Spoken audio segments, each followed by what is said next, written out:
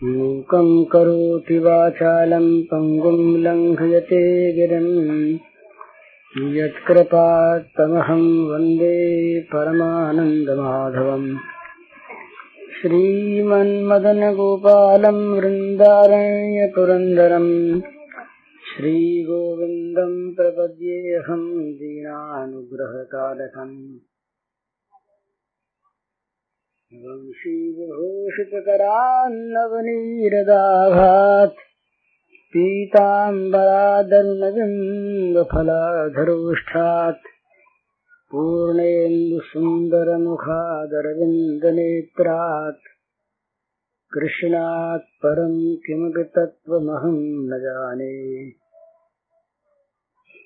नवजलधरवर्णं चम्पकोद्भासिकर्णम् विकसितनलिनास्यं विस्फुरन्मन्दहास्यम् कनकरुचिदुकूलं चारुबर्हावचूलम् कमपि निखिलसारं नौमि गोपीकुमारम्। अविदूरे ब्रजभुवः सह गोपालधारकैः चारयामास तुर्वत्सान् नाना क्रीडा परिच्छदौ। क्वचिद् वादयतो वेणुं क्षेपणैः क्षिपतः क्वचित् पादैः किङ्किणीभिः क्वचित् कृत्रिम गोवृषैः।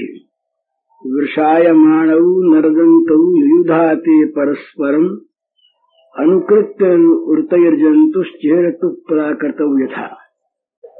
भगवान श्री श्याम सुंदर गोवत्स चराने के लिए जाने लगे।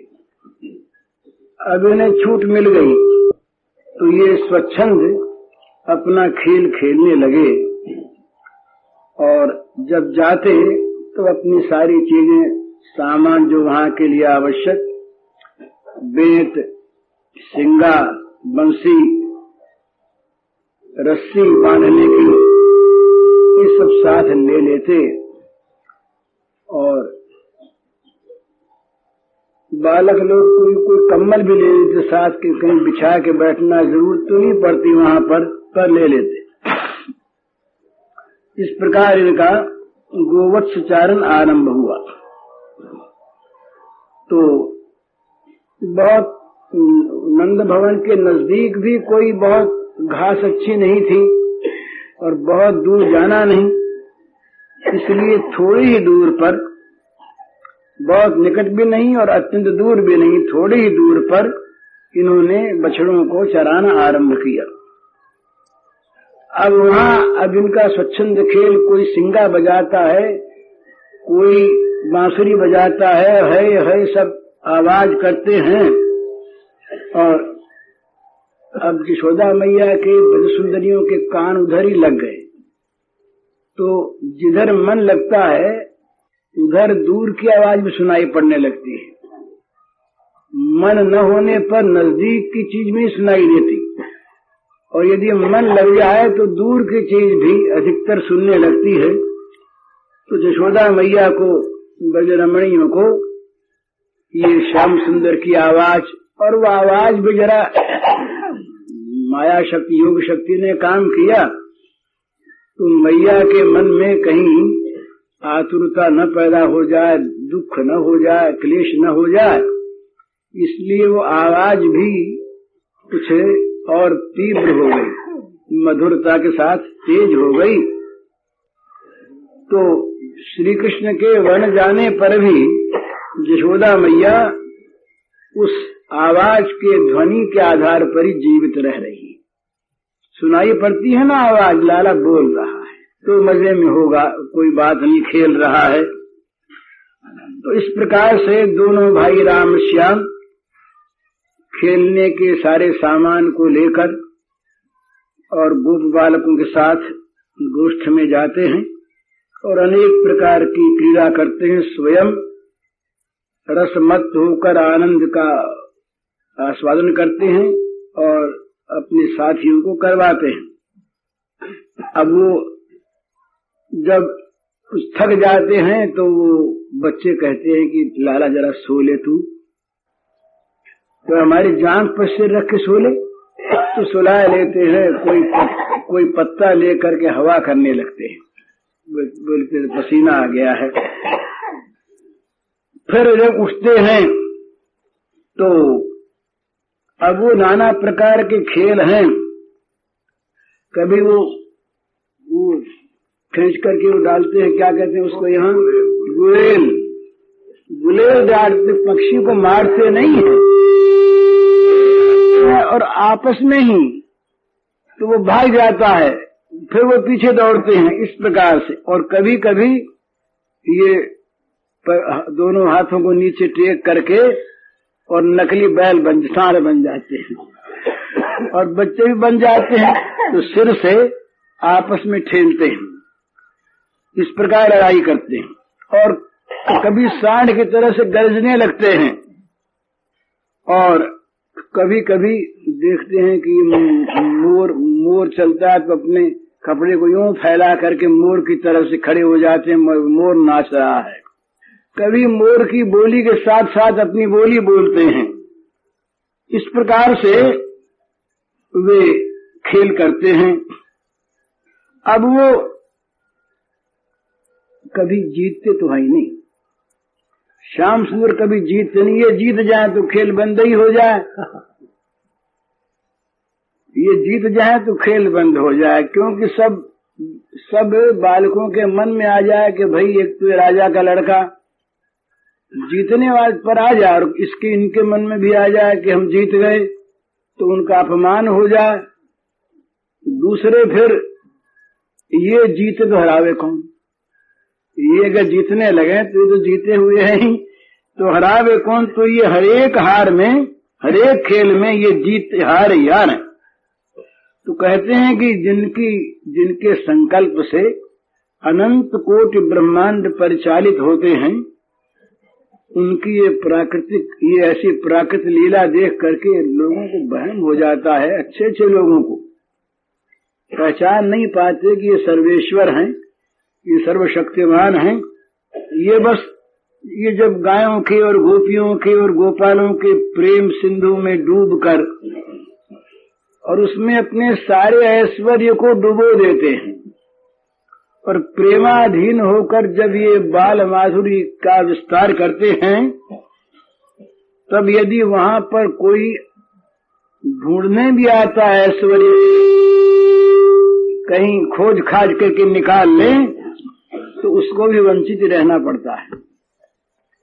कहीं पर इनका ऐश्वर्य उस समय प्रकट होता है नहीं, जब ये बाल माधुरी इनकी, तो वो ऐश्वर्य सारा का सारा माधुर्य सागर में डूब जाता है।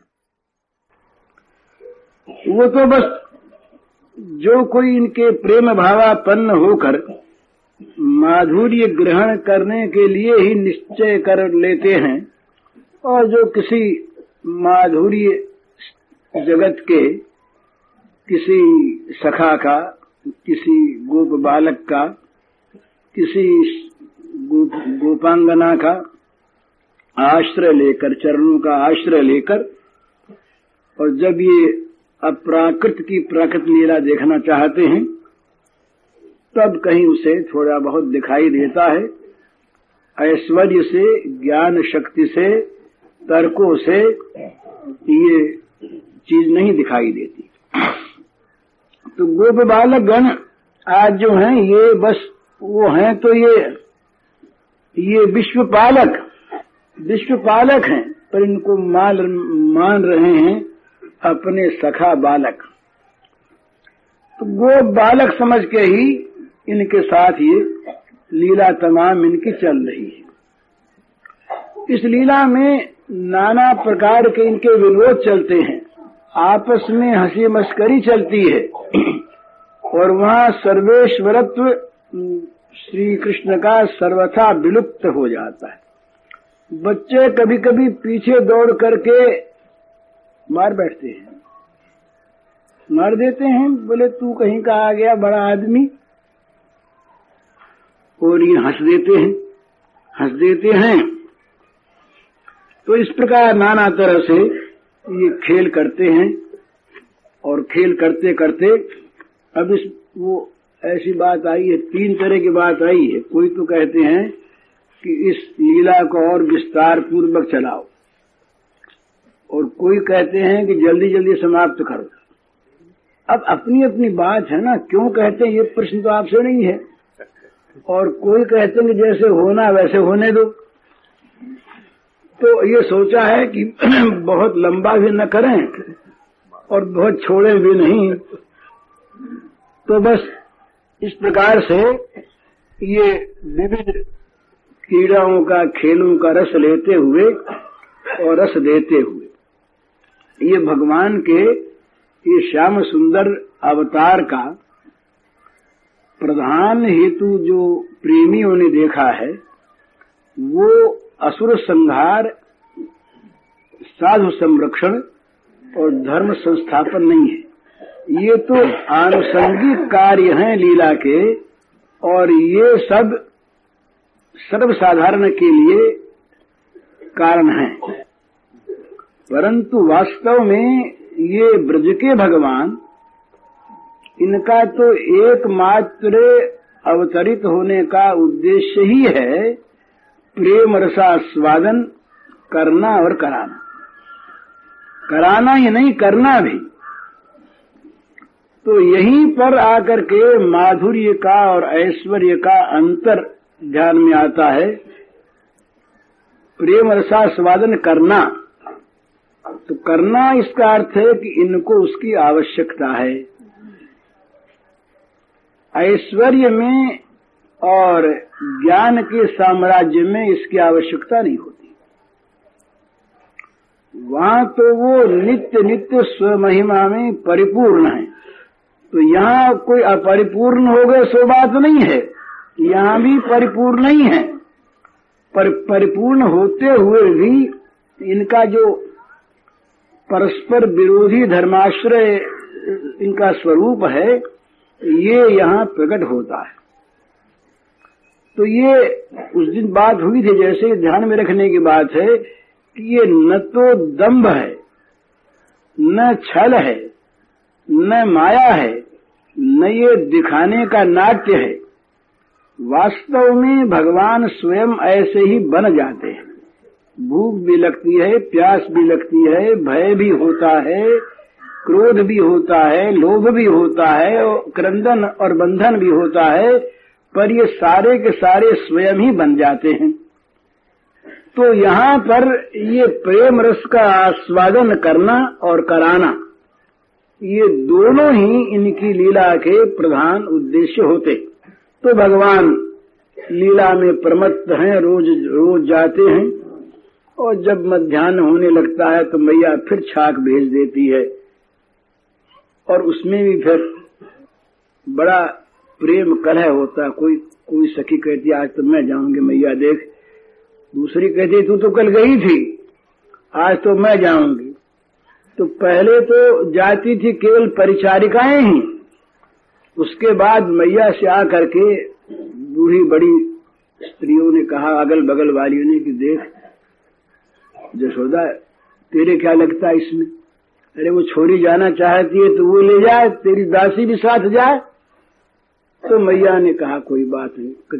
तुम बोले इससे कन्हैया नाराज तो नहीं? बोले वो राजी होता। बोले वो राजी होता तो चले जाओ, फिर कोई बात नहीं। अब वहां जा करके वो सब सखाओं को बैठा लेते हैं, आगे आवेगा ये सखन सहित हरि जेवत छाट, प्रेम सहित मैया दे पठई, हितसु बहुविध कीने पाक, सुबल सुदामा संग सखा मिली, भोजन रुचिकर खात, ग्वालन करते छाक छुड़ावत, मुख में मेल सरावत जात, जे सुख कान करत वृंदावन, सो सुख 3 लोक विख्यात, सूर श्याम भगतन बस ऐसे, ब्रह्म कहावत है नंद तात। छीन के खा जाते हैं। बोले ये तो तेरी मैया ने बड़ी स्वाद चीज भेजी, भाई तू अकेला खाने जा रहा था। इस प्रकार से वो स्वयं परात्पर ब्रह्म नंदलाला बने हुए आनंद करते हैं। अब वो छाक वाली जो सखियां और दासियां ये जब लौटने लगती हैं तो मैया का संदेश कह जाती हैं बड़े बालकों से, अरे रे शीघ्र मेवायम प्राणयनियो ब्रजधारिणी शप्रणयिन्या प्राणस्य प्राण इति।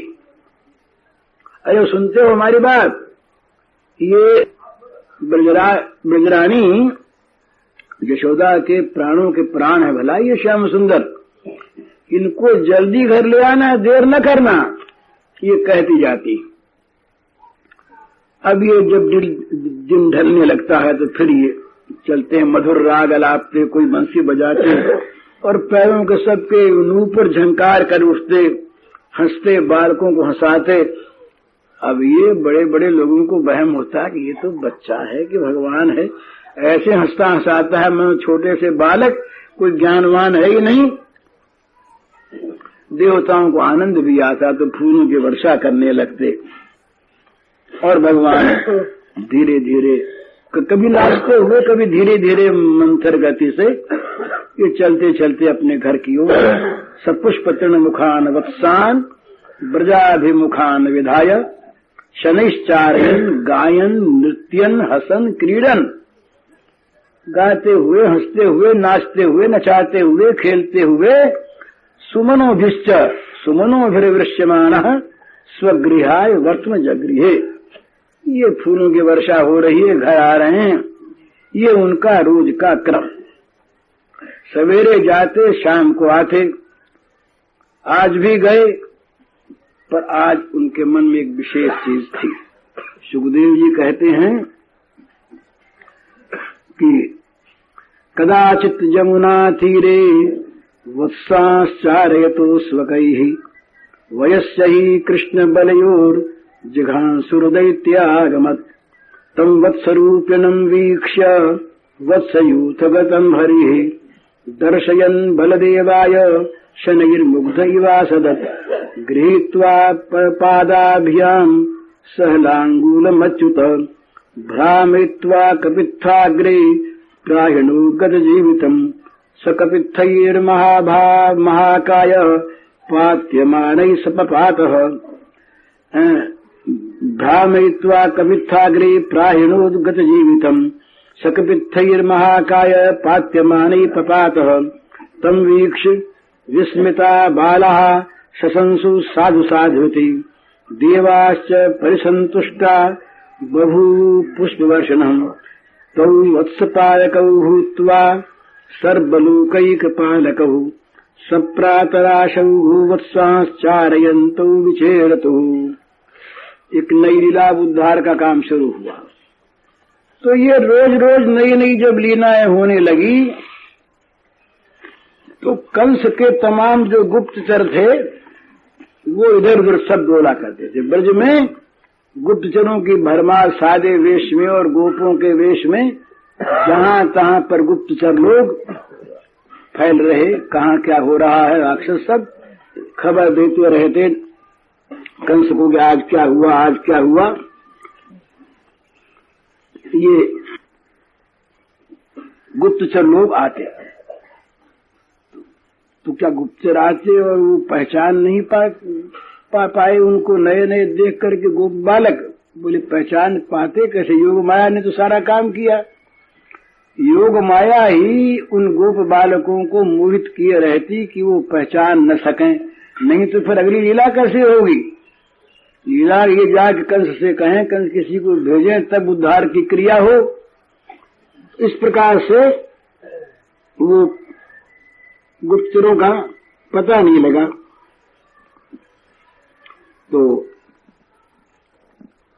ये मधुमंगल जो रहा ना, ये बड़ा देव शक्ति से संपन्न था, तो इसको दिख जाती थी बातें आगे पीछे की।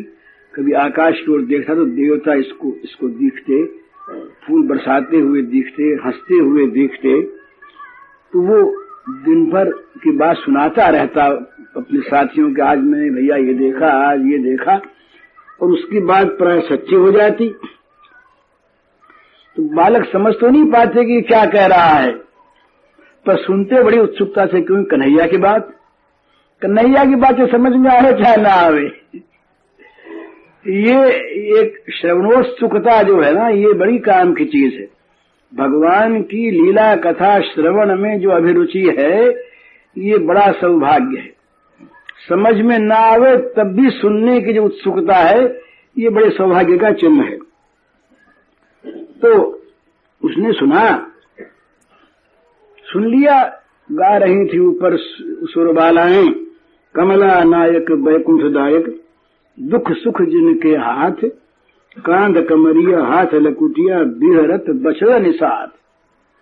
उसने कहा भैया ओ, ये तो आज मैंने ऐसी बात सुनी कि ये जो हमारा कन्हैया है, कांधे पर कमरिया डाले और लकुटिया लिए, ये तो वो कहती है कमला नायक। कमला नायक क्या होता, हम तो समझे नहीं कमला नायक क्या होता है। और बैकुंठदायक, ये बोले तुमको समझे क्या? तो बच्चों ने कहा हम तो समझे नहीं, पर तुम सुनाया जाओ, उसके बाद अच्छी लगती है। तो इस प्रकार ये बातचीत करते हुए आते। उन्होंने कहा आकर के गुप्तचरों ने कंस से कि उसका तो खेल बढ़ता जा रहा है, आजकल तो वो बछड़ी चराने जाने लगा, अकेला जाता है, नंदवंद कोई नहीं जाते। कंस ने पूछा, बोलने कोई नहीं जाते।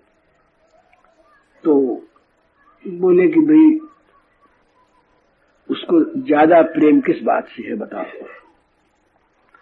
तो उन्होंने वर्णन किया कि भाई उसका ज्यादा प्रेम तो हम देखते हैं कि बछड़ों से है।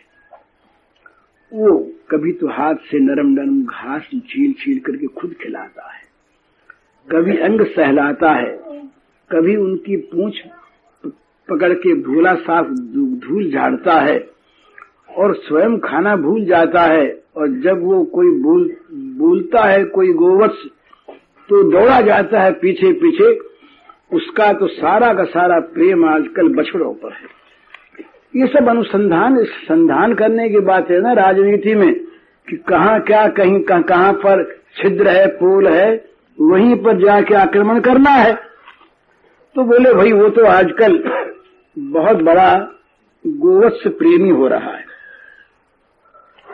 तो ऐसा मालूम होता है, देव गोवत्सेषु तदुस्सेक प्रतीयते।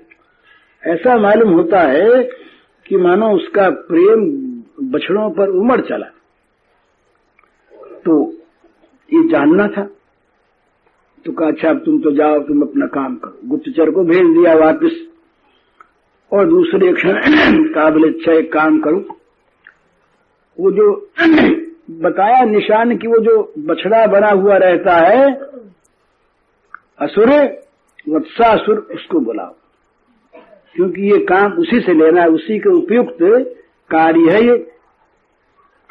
अब वो कंस के मन पर जरा उत्साह आ गया कि अब ये काम बन जाएगा, क्योंकि वहां कोई सहायक वाहक तो है नहीं, और ये बछड़ा बन के जाएगा, बछड़ा है ही, तो इससे काम हो जाएगा।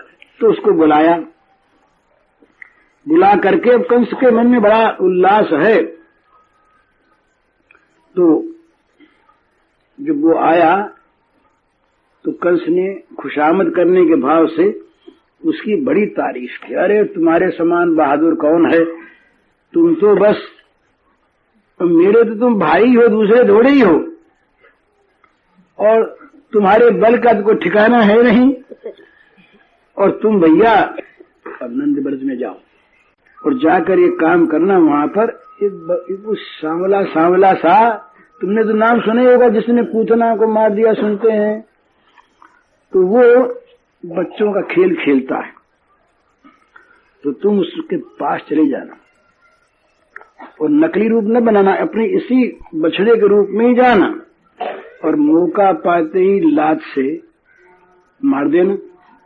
वत्स वत्सासुर गच्छ नंदस्य व्रजम गत्वा च वत्साश्चार्यत कुमारी तस्तत् कुमारस्य स्वदेशमासाद्य निजम वत्सवेशमुत्पाद्य तस्या प्रकार मार भस्व, मार देना, बस ये काम कर देना।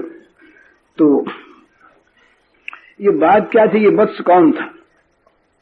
ये वत्सासुर कौन था, इसका पूर्व जीवन का इतिहास यह है कि ये मुरु दैत्य का पुत्र था प्रमिल, इसका नाम प्रमिल था और मुरु नामक दैत्य का ये पुत्र था। और इसने सारे जगत पर विजय प्राप्त कर ली थी, प्राचीन काल की बात। एक दिन ये घूमते घामते वशिष्ठ जी के आश्रम की तरफ जा निकला। वहां देखा नंदिनी को, नंदिनी गाय को। नंदिनी का इतिहास बड़ा हो गया, न मालूम इस नंदिनी ने क्या क्या किया। तो नंदिनी को देख करके इसके मन में लोभ आ गया और वो उसने क्या किया कि ब्राह्मण बन गया। ब्राह्मण बना, ब्राह्मण जा करके वशिष्ठ महाराज से कहा कि महाराज आप तो बड़े उदार हैं ही, और मैं ब्राह्मण, मेरे घर में गैया है नहीं, तो ये नंदिनी मुझे आप दे दीजिए। अब वो महर्षि वशिष्ठ वो सब जान तो गए, पर वशिष्ठ इतने शीलवान थे कि वो किसी का जी कभी दुखाना नहीं चाहते। तो वो बोले नहीं, समझ गए कि है तो बड़ा दंभी कपटी, पर इसको क्या जवाब दें। तो नंदिनी इस चीज को जान गई, वो भी ऋषि के पास रह करके, और वो भी देवत्व संपन्न थी, तो वो नहीं सह सकी इस धोखेबाजी को।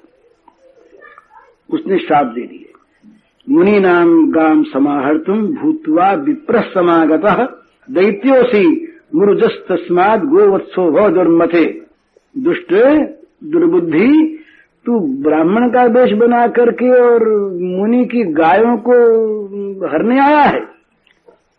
मैं जानती हूं तुम मुरु का पुत्र है, दैत्य है, बस जा तू बछड़ा ही बन के रह, बछड़े के रूप में रह। बछड़ा हो गया, अब दुखी हो गया। दुखी हो गया तो महर्षि के हाथ वाथ जोड़े, परिक्रमा की, गैया मैया की धूल ली, काब कैसे ही मैया उद्धार करो मेरा, मैं तो मारा गया।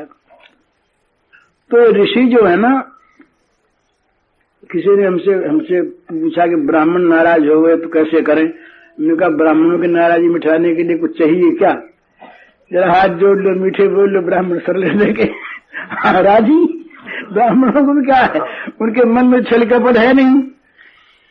तो महर्षि वशिष्ठ और नंदिनी दोनों द्रवित हो गए, पिघल गए। जरा सा हाथ जोड़ा, बोले अच्छा भाई जाओ।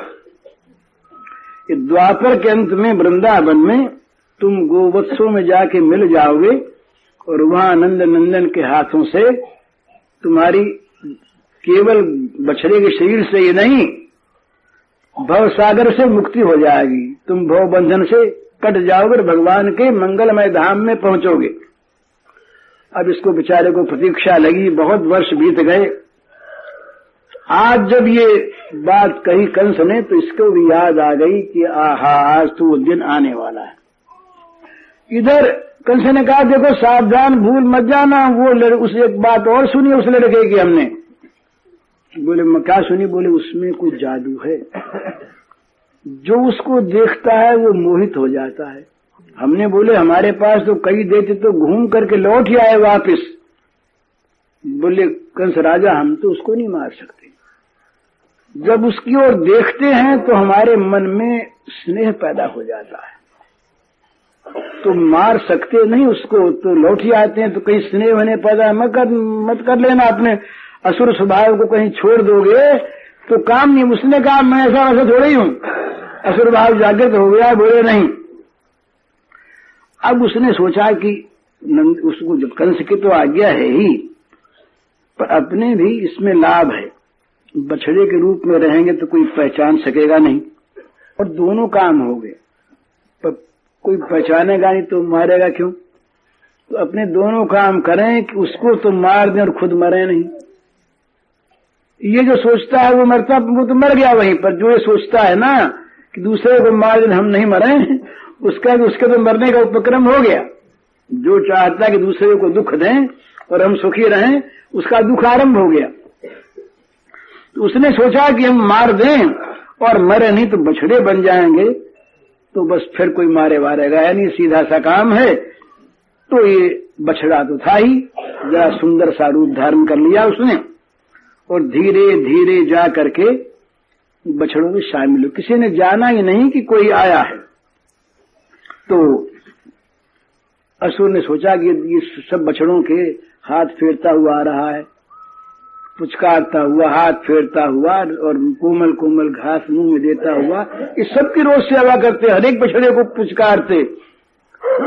ये नहीं कि हम इतने बड़े हैं, इतने बड़े और ये नन्हे नन्हे पशु, इन पशुओं की हम क्या परवाह करें, ये सब सेवक लोग कर लेंगे, ये बात नहीं। इनको तो भक्तों की सेवा अपने हाथों करनी है, चाहे पशु बने हुए हों, पशु बालक हों। तो ये हरेक को घास, नरम नरम घास खिलाते हुए और हाथ फेरते हुए चले आ रहे थे। तो उसने देखा कि मेरे पास भी आने वाले हैं, प्रतीक्षा कर रहा वो, तो जब मेरे हाथ फेरने लगेगा वो, तब मैं चट से लात मार दूंगा और मेरी लात लगी कि खत्म और क्या। तो ये धीरे धीरे आए तब उसने क्या किया कि अपना गला यूं लंबा कर दिया। गले पर हाथ फेरते हैं ना गायों के बछड़ों के, तो गला वो लंबा, वो गर्दन फैला देते हैं पशु, तो उसने अपनी गर्दन फैला दी। तो धीरे धीरे ये हाथ से उसको करने लगे। तो अब इनसे तो छिपा था नहीं, पर फिर भी ये ऐसे ही बन गए अपनी जान में अनजान से, और हाथ कंधे पर रखे और बोले कि दाऊ भैया, दाऊ जी से बोले, दाऊ भैया, अरे ये सवेरे तो था नहीं ये बछड़ा, और ये तुम पहचानते हो कि ये कौन सा बछड़ा है और ये कहाँ रहता है, तुमने कभी देखा है? वृद्भ्रातः प्रातर नायातः परिचीयते वा कोई उपतोयम प्रतीयते वत्स है। ये कौन से सरोवर के पास, किस जल के पास रहता है, कौन सा बछड़ा है ये? तो दाऊ जी ने देखा, देख करके बोले, भ्रातर नहीं भैया, मैं तो कुछ नहीं जानता, मैं तो इसको पहचानता नहीं कौन बछड़ा है। तो धीरे से श्री कृष्णचंद्र ने बलराम के कंधे पर हाथ रखा, पूछा, निरूप्यताम, ठीक से बताओ, पहचानो, क्या बात है? तो बलराम ने देखा, उसके चेहरे को देखा, पैरों को देखा, शरीर को देखा, फिर आंखों को देखा। तो आंखों से आकृति पहचानी जाती है। जो आकृति विज्ञान जानते हैं वे लोग आंखों से चेहरे के ढंग से पहचान लेते हैं। तो बलराम जी ने जब आंखों में दृष्टि डाल करके देखा तो बोले, भीषण प्रकृति प्रतीयते थे। अरे कन्हैया, ये तो बड़ा कोई भीषण प्रकृति का जंतु मालूम होता है। तो भगवान श्री कृष्ण तो अब भैया के सामने प्रकट बात करने लगे, बोले, दाऊ भैया, पूर्व देवो यम, जान गया बस ये दाऊ भैया ये तो राक्षस है। तो दाऊ जी भी ने पहचान लिया, वो राक्षस तो मालूम होता, ये तो खाली बछड़े का रूप ही धारण किए, मालूम होता है राक्षस। सत्यम युष्माद अस्मासु वत्सेसु सा कस्मा दृष्टिजा दृष्टि से दृश्यते। बिल्कुल ठीक। देखो ना, इसकी आंखों में कितनी क्रूर दृष्टि है, हम लोगों को देख रहा है, बछड़ों को देख रहा है, इसकी आंखों में तो क्रूरता भरी हुई है। बस अब उनके मन में आ गया कि इसका उद्धार करना है। तो बड़े भाई पास खड़े हैं ना, शील, ये घर का शील नंद बाबा का। तो बोले, यदि भवदा दृष्टि, भैया तुम अगर आज्ञा दो तो सात तर्हेतम दृष्टांत मासादयामी, तुम अगर हुक्म दे दो तो भैया इसको मैं मौत के मुंह में पहुंचा दूं अभी। तो जरा डर लगा, अरे राक्षस है और कन्हैया बच्चा है। अब फिर वो वात्सल्य भाव जाग गया, झिझक तो हुई, पर फिर सोचा कि अरे कौन है ये, किसको कहते हैं हम। सावधान हो कर दिया भगवान की योग शक्ति ने।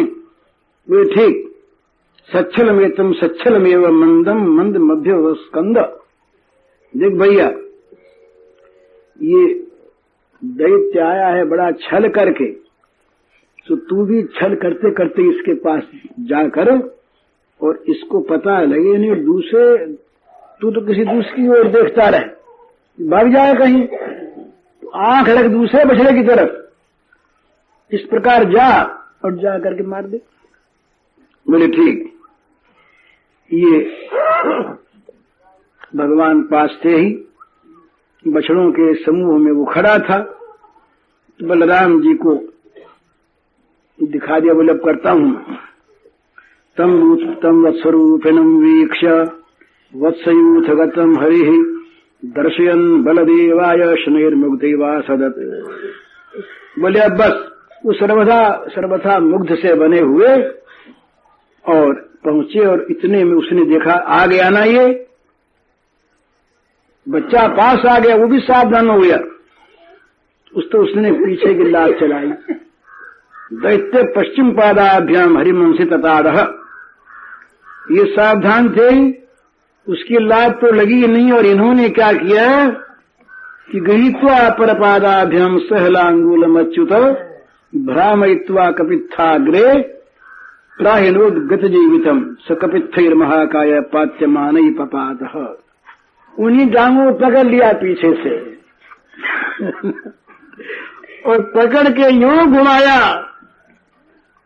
समझे, और यूं घुमा करके उन्होंने और आकाश में घुमा करके, और जब उसके प्राण निकल गए तो वहां कैच के पेड़ थे बहुत से, पेड़ों पर फेंक दिए।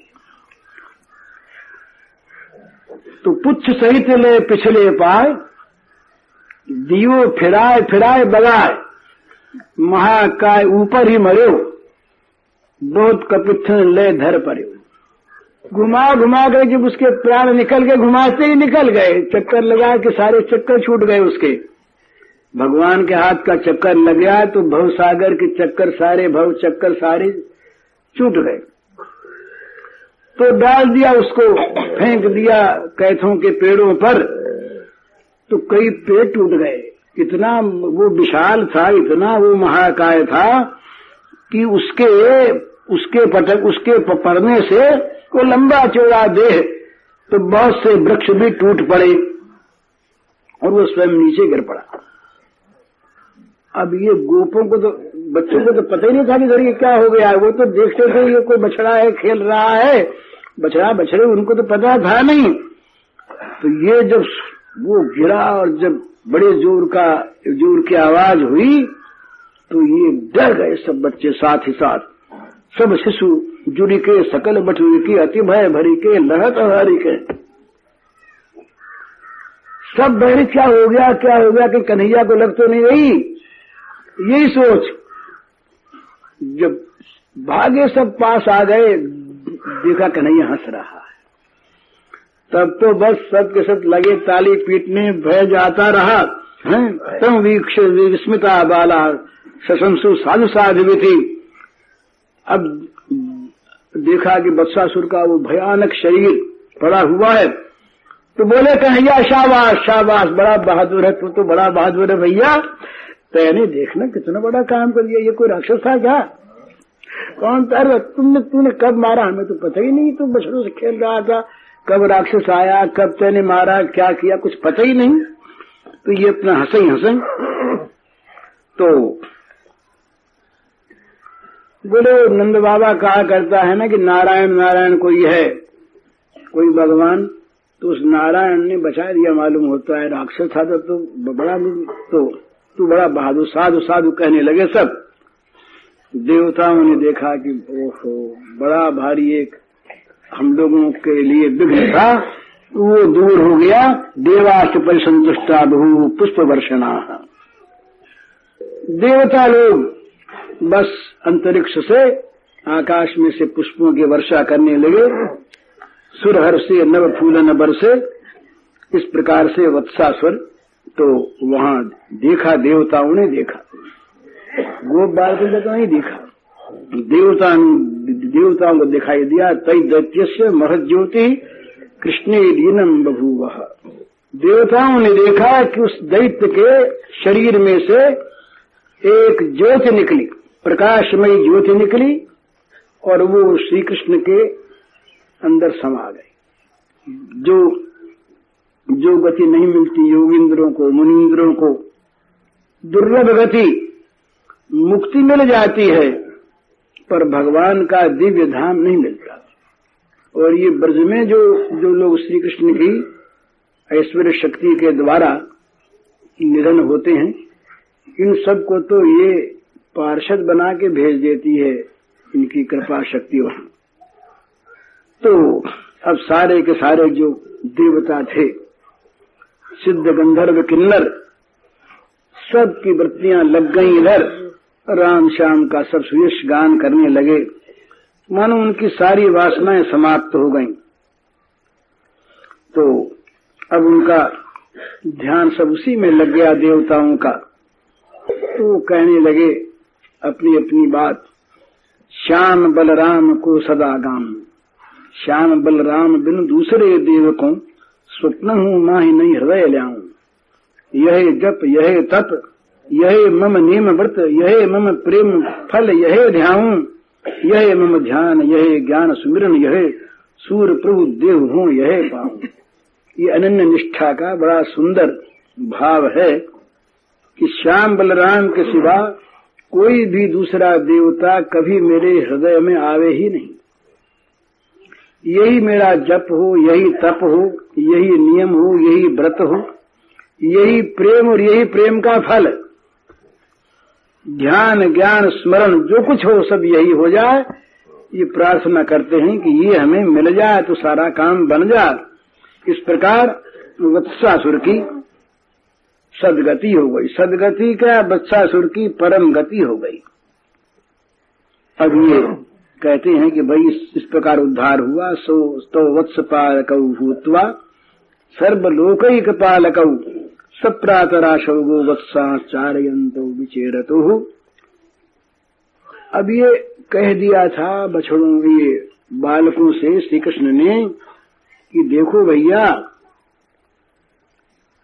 ये मैया से कहना मत जाकर के ये बात, कहीं मैया से कह दिया और मैया ने कह दिया मत जाओ आज से, मैया डर जाएगी तो बाधा पड़ जाएगी ना अपने खेल में। तो मैया से कहना मैना मत, चुपचाप रहना। तो किसी बालक ने आके मैया से कोई बात कही नहीं, तो बस ये अपना मौज से रहे। और इन्होंने समझा कि ये हैं तो ये विश्वपालक, ये समझा कि ये हमारा साथी ये है। तो इस प्रकार से वो उनकी खेलने कूदने की और बछा चराने के लिए जाने की गति में कोई बाधा नहीं आई। मैया ने रोका नहीं। मैया को तो मालूम नहीं कि क्या हो गया है क्या नहीं हो गया है, किसी को नहीं मालूम हुआ। सब बालकों ने प्रतिज्ञा कर ली। बोले जब घर में भी नहीं कहा, तुम अपनी मैया से मत कहना, तो तुम्हारे बाबा से मत कहना। नहीं, बाबा कहीं नंद बाबा से कह देगा और नंद बाबा कहीं कह देगा मैया से, तो फिर आना बंद हो जाएगा। तो बस ये वृंदावन में तो ये बात फैली ही नहीं। पर महाराज जो गुप्तचर रहे मथुरा के, उनको तो रोका नहीं। और भगवान की जो योग शक्ति लीला शक्ति है वो भी रोकना नहीं चाहती। तो उन्होंने जा करके कंस से कहा, बोले महाराज ये तो बड़ा अनर्थ हो गया। बोले क्या हो गया? वो वत्सासुर कहाँ है? बोले कहाँ क्या है, वो तो खत्म हो गया है। खत्म हो गया? कंस के आंखों के सामने अंधेरा छा गया, आंखें मुद गई, उसने आंखें बंद कर ली। कंसस्तु तस्माद वत्सपादपि वत्सासुर निर्वासनम अप सर्प मुखाद विषमिव कर्णरंध्र स्पर्श मात्रेण अंत संभूय वशम दशु निमीलयामास। कंस ने आंखें बंद करी और आंखें बंद नहीं करी, बेहोश हो गिर पड़ा। ये ऐसा हो गया मानो प्राण ही नहीं है। ये कहते हैं कि ये कंस की ये गति इस प्रकार की बेहोशी से पहले आ जाए। बेहोश हो गया और फिर बड़ी मुश्किल से मंत्रियों ने दौड़ दाड़ के उपचार किए, तब कहीं उसे बाहरी ज्ञान हुआ। तेन दशमेव दशाम प्रापितः सतु मंत्री भी कथंचित बहिर्बधापितः। अब ये बड़ी मुश्किल से उस बेचारे के फिर प्राण आए। तो अब इन्होंने विचार किया, अब फिर मंत्रणा सभा बैठी इनकी। कंस का असुर दल फिर इकट्ठा हुआ, खास खास लोग बुलाए गए और कंस ने कहा कि भाई क्या बताऊं। सभासदों से, अपने मंत्रियों से कहा, हंत संभाविता दंभान्विता बहुवत स्थापिता न तो तैर भद्रम किंचित भी संचितम। पहले हमने बहुत बना बना करके, स्वांग बना बना करके और बहुत लोगों को भेजा, बड़े बड़े प्रतिष्ठित लोगों को, ऐसे ऐसे असुरों को जिनकी बड़ी मान प्रतिष्ठा, परंतु कुछ भी काम बना नहीं, हित साधन हुआ ही नहीं। तो क्या करें। अब कंस बड़े गंभीरता से कंस ने ये सब बात रखी। अब वो मंत्रिमंडल था कंस का, असुर मंत्रिमंडल। तो वहां मंत्रिमंडल में जैसा मंत्रिमंडल होता है, जैसा राजा वैसा मंत्रिमंडल, और जैसा मंत्रिमंडल वैसी मंत्रिमंडल की सम्मति। तो असुर सब रहे ना यहाँ, तो छल कपट दंभ मार कूट हिंसा क्रोध यही सब। तो मंत्रियों ने कहा, बोले एक बात हमको याद आ गई है। तो बोले आप तो याद नहीं है, भूल गए आप। अब कंस की तो इस समय मति विभ्रम हो रही, उसकी याद भूलने लगी, कौन किसको भेजें। अब बेहाल हो गया। तो एक असुर ने बताया कि देव केवलम बकमत्र बलमवलंबामहे यतस्तज्जाता एव दंभ संभारा गंभीरायन्ते। बोले महाराज, ये बक जो है, बकासुर, अब तो इसके बल का आश्रय करना चाहिए।